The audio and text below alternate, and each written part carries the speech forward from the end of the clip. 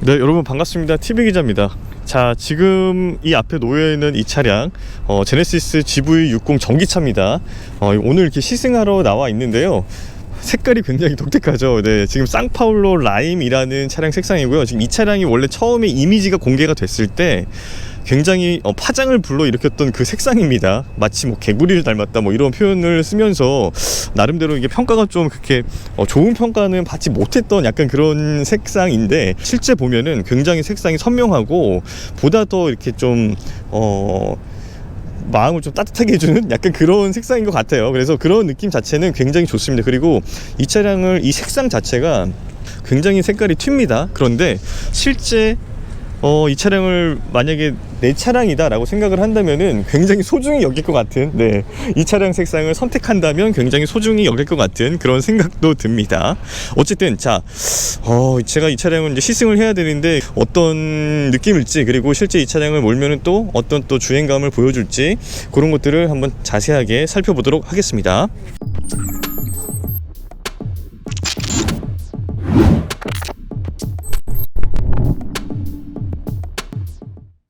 자, 이제 실제 주행에 대한 느낌들을 한번 살펴볼 텐데요, 제가 지금 이 차를 한 10km, 20km 정도를 쭉 몰고 왔습니다.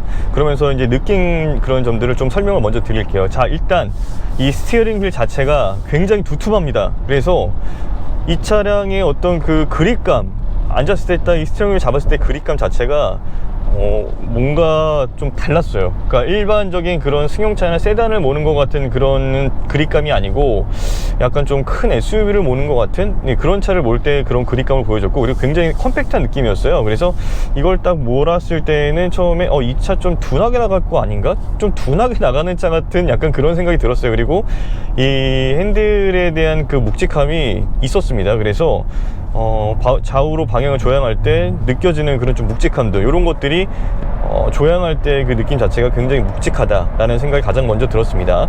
자, 그리고 시트 포지션이 굉장히 높게 세팅이 되어 있어요.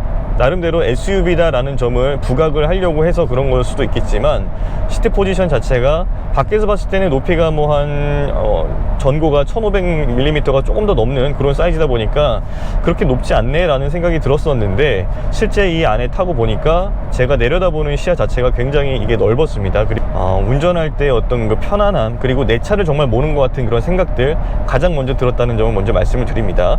자, 예전에 제가 아이오닉 5를 몰았었는데, 그때 아이오닉 5를 몰았을 때와는 조금 다른 느낌을 좀 더 느낄 수가 있습니다. 자, 그리고 가장 크게 조금 달라진 점은 굉장히 그 반응 속도나 이런 부분들에 대해서, 전기차니까 물론 그렇겠지만 굉장히 민첩하다. 그리고 운전자의 어떤 그 중심에서 이 차량이 움직여준다 라는 것들을 확 느꼈습니다. 그래서 내가 이 차를 몰았을 때에는 굉장히 뭐랄까요, 나한테 딱 맞춰서 움직여준다라는 그런 생각들을 가장 많이 좀 느꼈고요. 그리고 개인적으로는 저는 약간 좀 전기차에 대한 그런 생각들은 별로 좋은 생각이 별로 없었어요. 왜냐면 전기차 하면은 어쨌든 아직까지는 조금 먼 차다라는 인식이 좀 있었는데, 요즘 들어 많이 바뀌었습니다. 이렇게 현대차에서도 이렇게 eGMP 시스템 플랫폼을 적용한 그런 전기차들이 계속 나오면서 지금 제네시스에서도 그 eGMP 전기차 전용 플랫폼이 적용이 됐습니다.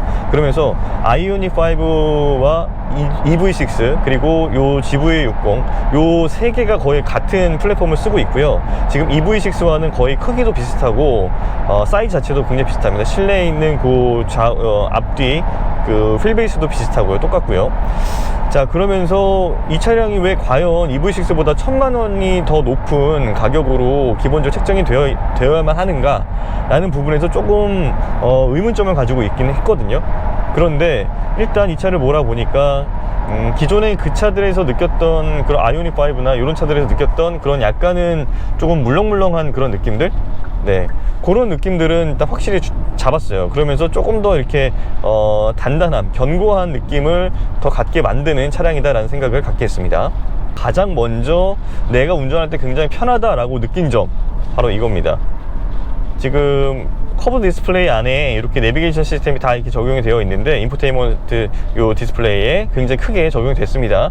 그뿐만 아니라 지금 전방에 있는 헤드업 디스플레이에서도 굉장히 크게, 그리고 이 내비게이션 못지않게 화면이 나오고 있어요. 그래서 제가 굳이 이 눈을 살짝 돌려서 이 오른쪽을 안 보더라도 굉장히 보는 시야가 좋다, 그리고 모든 방향 표시가 너무 편하게 잘 되어 있다 라는 점을 느낄 수가 있고요. 그리고 이 안쪽에 있는 이 후방 카메라 모니터 같은 경우에도 일단 거리감이나 이런 것들이 모니터상에 딱 표시가 됩니다. 그러면서 앞차와 뒷차와 옆차와의 간격들, 얼마나 내가 좀 벌어져 있는 건지 그런 것들도 가늠할 수 있고요.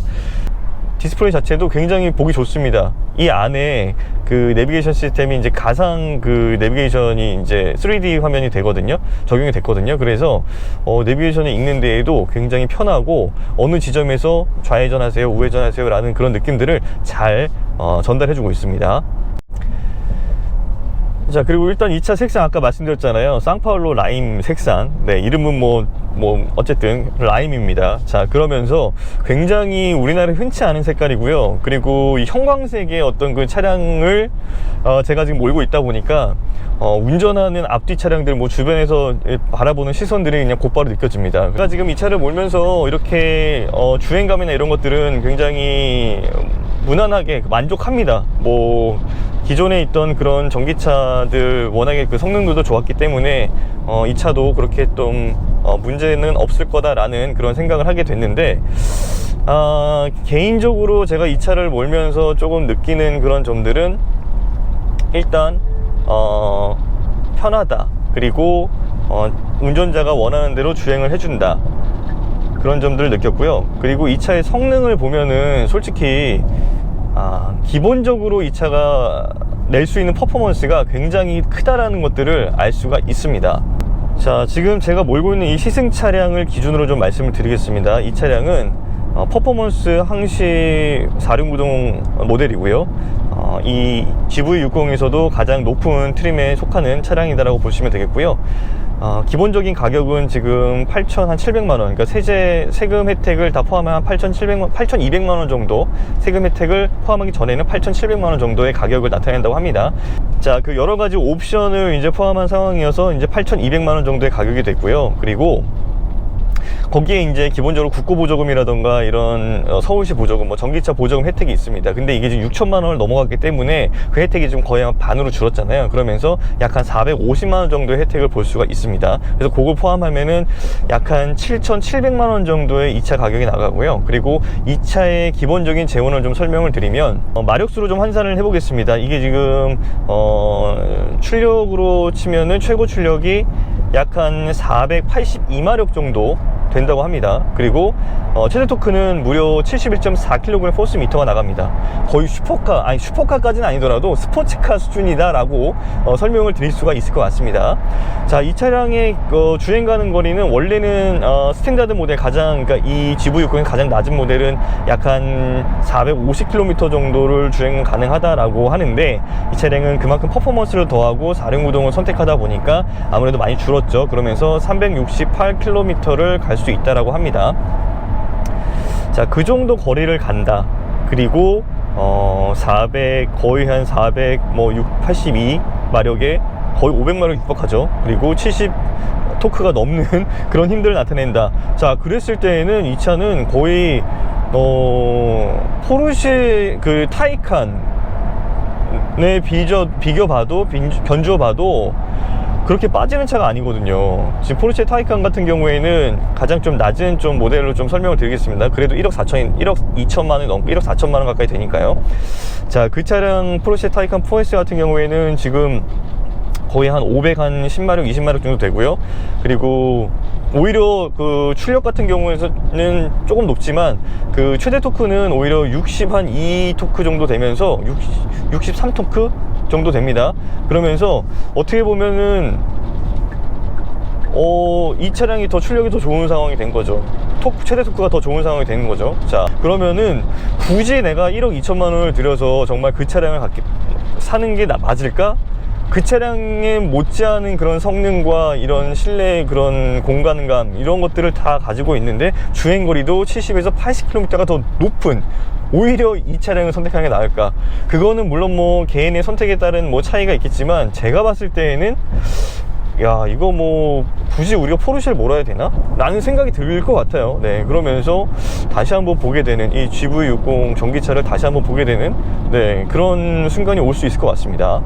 자, 이제 주행 모드를 한번 좀 바꿔놓고 한번 몰아보겠습니다. 자, 주행 모드를 제가 한번 컴포트 모드로 놓고, 일단은 뭐 스포츠 모드로 놓고 몰았을 때 이 반응 속도가 굉장히 빠르다는 점, 요거는 뭐 기본적으로 우리가 인지할 수 있는 부분이고, 그리고 이제 속도 같은 경우도 초반과 속도가 워낙에 좋기 때문에 물론 뭐 컴포트 모드나 뭐 이런 스포츠 모드가 그게 큰 차이는 없을 것 같긴 하지만 어쨌든 이 차량에 대한 그런 기본적인 세팅 값이 조금 더 스포티하게 바뀌었다라는 것들은 인지할 수가 있었고요. 지금 이 컴포트 모드 놓고 몰았을 때에도 그렇게 큰 변화는 느껴지진 않았습니다. 일단은 이 허리에 받쳐주고 있던 이 볼스터 부분이 좀 이렇게 바람이 빠지는 그런 모습을 알 수가 있었고, 그리고 지금 기본적으로 반응 속도는 아까 그 스포츠 모드보다는 조금 느리지만 어쨌든 반응 속도도 굉장히 빠르다라는 것들을 지금 느낄 수가 있습니다. 자, 그리고 좀 막간을 이용해서 이제 실내 모습을 좀 설명을 드리자면, 자, 이 실내 디자인이나 이런 것들 굉장히 깔끔하게 지금 구성이 되어 있고요. 그리고 가장 좋은 거는 이 전방에 이런 커브 디스플레이 자체가 굉장히 이 시인성이 좋아서 넓게 잘 보인다는 점, 그리고 요 아래쪽으로는 이렇게 공조 시스템이나 공조 요 버튼들, 요런 것들이 직관성을 굉장히 높이게 이렇게 작성을 이렇게 박아놨다. 그러니까 직관성을 굉장히 높이게 구성을 해놨다라는 점들이 가장 먼저 눈에 띕니다. 그래서 이 점들을 봤을 때에는 이 차량이 이제 신경을 굉장히 많이 썼구나. 그리고 앞서서 뭐 아이오닉 5라든가 EV6를 출시를 하면서 조금 느꼈던 그런 단점들을 많이 보완한 차다라는 그런 생각까지도 갖게 만드는 차량입니다. 자, 이 차의 뭐 어떤 콘솔 박스나 뭐 이런데 뭐 실내 공간이나 이런 것들은 뭐 어쨌든 이 차가 소형 SUV의 그 수준에 해당되는 그런 차이기 때문에 그렇게 크지가 않습니다. 공간이. 그렇지만 이 실내에 있는 곳곳에 이런 공간 활용도를 많이 높이려고 노력을 했고, 그리고 동글동글한 모습을 굉장히 많이 썼어요. 그러면서 이 차량은 외관부터 실내까지 동글동글한 이런 디자인 요소들을 잘 살렸다. 그러면서 어떤 뭐 강인한 남성적인 그런 좀 거친 그런 좀 차량의 느낌, 좀 카리스마 있는 느낌, 이런 느낌을 주기보다는 오히려 조금 부드러운, 그리고 여성들이 운전하기에도 괜찮은 차다라는 그런 느낌들을 더 줄 수 있는 차다라는 생각을 갖게 만들었습니다. 제가 뭐 무슨 뭐 남녀의 어떤 그런 기준을 가르자라는 의미는 아니지만, 기본적으로 이 차량은 남성들보다는 여성들이 몰았을 때 더 관심을 갖지 않을까라는 생각을 갖게 만들었다라는 그런 식으로 이해를 해주시면 좋을 것 같습니다. 자, 이제 드라이브 모드를 한번 살펴봐야겠죠. 드라이브 모드를 에코 모드도 한번 놓고 가보겠습니다. 자, 에코 모드로 놓았을 때는 일단 네, 예전에 그 컴포트랑 이 스포츠로 놓고 몰았을 때보다는 이 반응 속도가 조금 더 느려졌다라는 점을 느낄 수가 있겠고요. 그리고 쭉 한번 어떤 상태로 가는지 그것도 한번 지켜보겠습니다.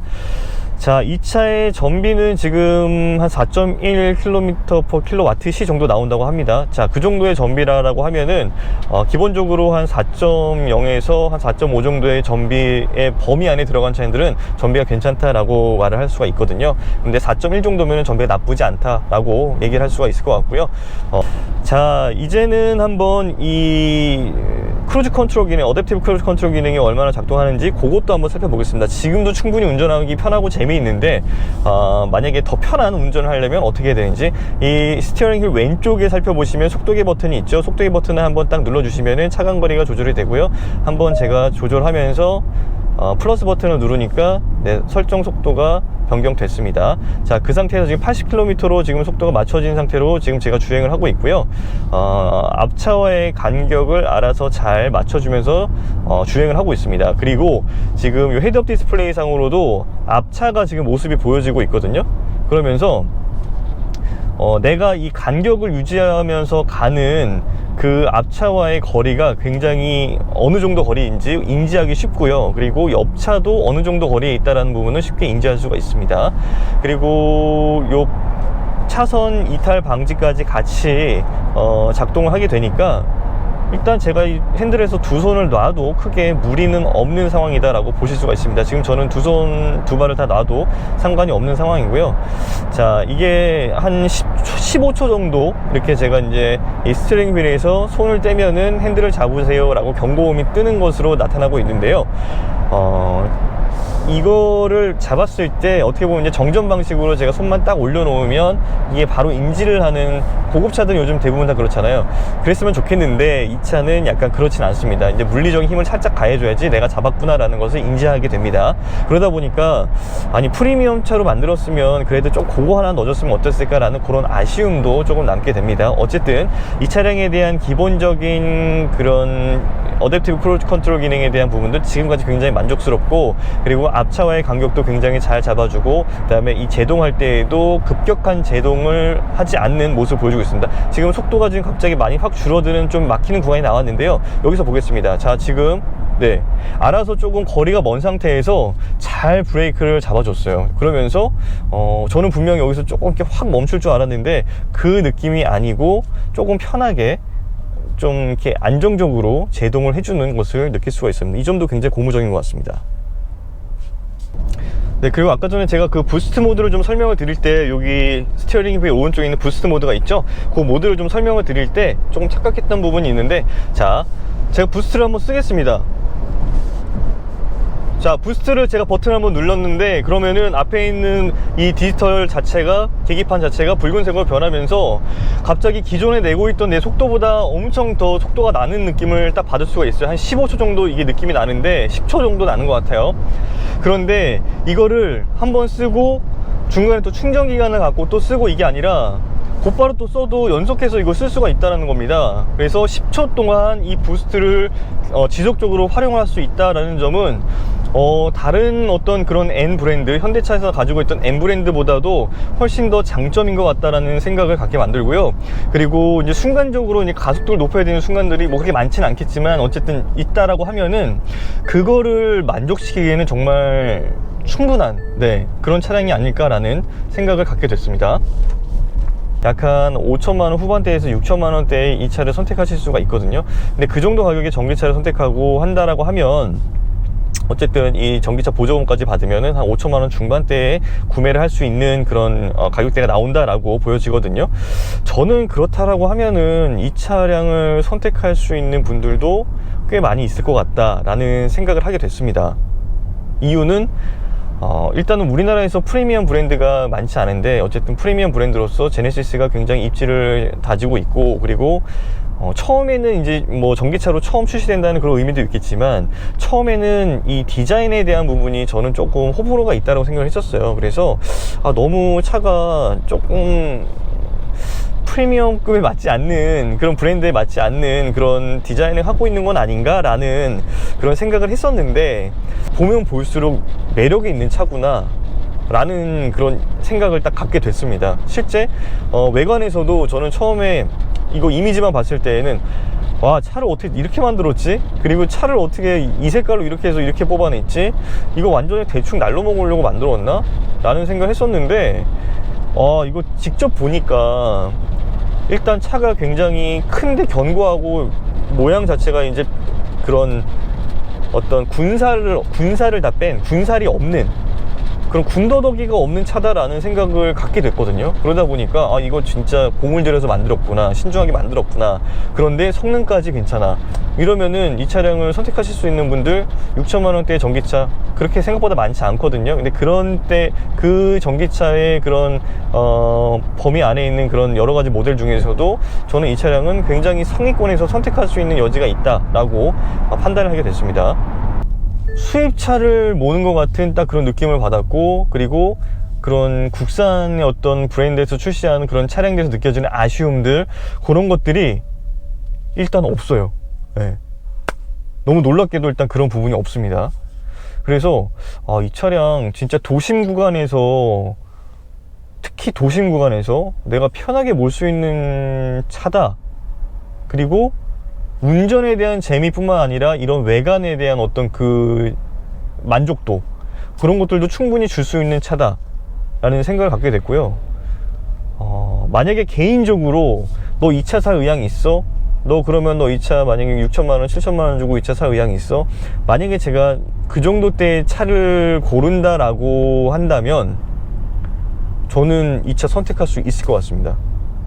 또 제 의견을 듣고 또 이렇게 아니다라고 생각하시는 분도 계실 수 있는데 그런 분들은 또 전 좋습니다. 이렇게 왜 그런지에 대한 의견도 좀 남겨주셔도, 댓글로 남겨주셔도 좋을 것 같고, 그리고 함께 이렇게 이런 자동차에 대한 내용을 공유하는 그런 시간이 또 있었으면 좋겠습니다. 그래서 여러분들도 혹시라도 제 채널을 보시는 분들은 이렇게 댓글 많이 남겨주시면 제가 가급적이면은 이제 그 안에서 좀 제가 아는 내용으로 다 댓글을 달아드리려고 노력하거든요.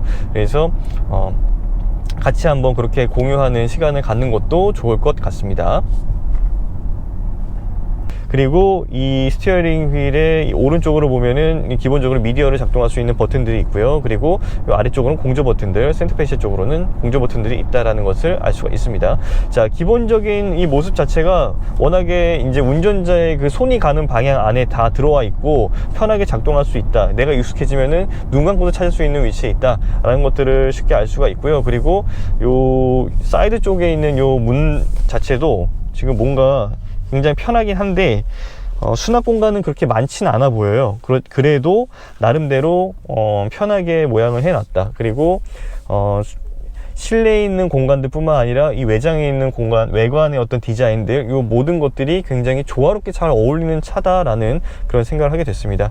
자, 뭐 제 리뷰가 어느 정도 좀 제한된 시간 안에 하다 보니까 조금 제약사항이 많이 있었습니다. 하지만 잠깐이지만 한 40km, 50km 왕복으로 치면은 뭐 한 70km 정도 되는 이런 구간을 이렇게 주행을 하면서 여러분들에게 이제 제가 알 수 있는 부분들, 그 느낀 부분들, 이런 것들을 다 설명해 드리려고 노력했습니다. 만약에 부족하거나 그리고 또 궁금하신 사항이 있으시다고 하면은 댓글로 남겨주시면 제가 충분히 또 공부를 해서 댓글로 달아드릴 수 있도록 하겠습니다.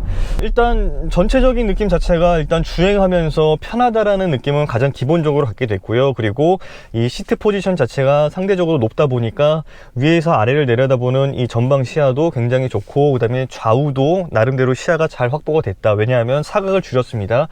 모니터 자체가 이제 요 모니터로 후방을 감시하는 감지 시스템을 하는 이런 모니터로 바뀌었다 보니까 이 안에서 보는 요 눈동자를 조금만 돌려도 되는 이런 후방 감지, 이런 부분들도 굉장히 편하다라는 점을 느낄 수가 있고요. 그리고 실제 이 차량을 그 주행하는 데 있어서 그 성능들, 요거 자체도 제가 말씀드렸던 그 전체적인 퍼포먼스 자체가 굉장히 뛰어나기 때문에 실제 스포츠카를 모는 것 같은 그런 주행 성능도 충분히 내줄 수가 있다라는 점도 하나의 큰 특징이라고 보실 수가 있겠습니다. 실내 공간이 그렇게 넉넉하진 않습니다. 소형 SUV 사이즈고 이제 쿱 형식으로 뒷부분이 떨어지다 보니까 그 공간감 자체는 조금 좁을 수는 있지만, 그리고 그 안에서 내가 어떤 주행 모드를 바꾸면서 나의 그 주행 스타일도 충분히 만족시키고 탈 수 있는 차다라는 점도 충분히 매력적인 포인트인 것 같습니다. 가격대가 다만 뭐 6천만원, 7천만원, 8천만원대까지 형성되어 있다는 점은 조금 부담일 수는 있는데요. 요즘에 전기차로 전환이 되고 그 다음에 보조금을 받고 뭐 이러면서 조금은 그런 가격대 자체도 조금 부담을 줄일 수 있는 요소들이 있으니까 그 점도 참고해 주시면 좋겠습니다. 자, 지금까지 TV기자의 조금 짧지만 그래도 나름 임팩트 있는 그런 현실 리뷰, EV 리뷰였습니다. 항상 안전운전 하시고요. 항상 건강하시고 환절기에 감기도 조심하시기 바랍니다. 지금까지 TV기자의 EV 리뷰였습니다. 감사합니다.